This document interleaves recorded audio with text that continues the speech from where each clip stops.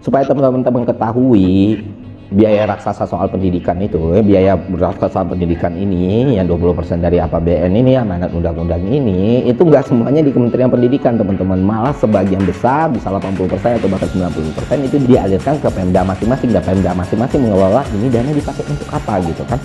Itu yang gue pelajari selama 10 tahun di Kementerian Keuangan melalui DAK, DAU, dan beberapa penyaluran yang lain. Dan di sini sebenarnya bottleneck yang sering terjadi gitu, sampai di suatu daerah yang pernah gue riset, gue observasi, dana-dana pendidikan ini dipakainya bukan untuk memberikan standar kesejahteraan guru atau memberikan fasilitas yang mudah ke murid, tapi dirancang untuk buat suatu beasiswa yang sebenarnya biaya budgetnya itu gede banget tapi tidak diperuntukkan dengan tepat sasaran.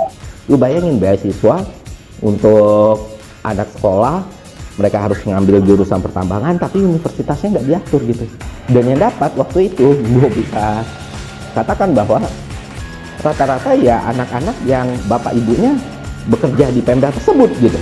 Itu pernah terjadi teman-teman, dan gambaran seperti ini tuh banyak sekali. Jadi pengelolaannya ada di setiap Pemda ini, bagaimana dana itu dikelola dan dialokasikan.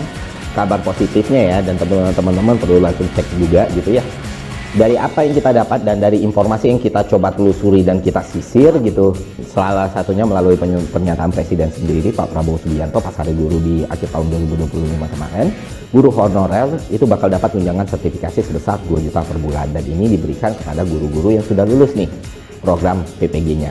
Setelah itu kan kita tanya tuh, kalau buat yang belum lulus gimana? Ternyata pusat juga selama ini udah ngasih tunjangan teman-teman.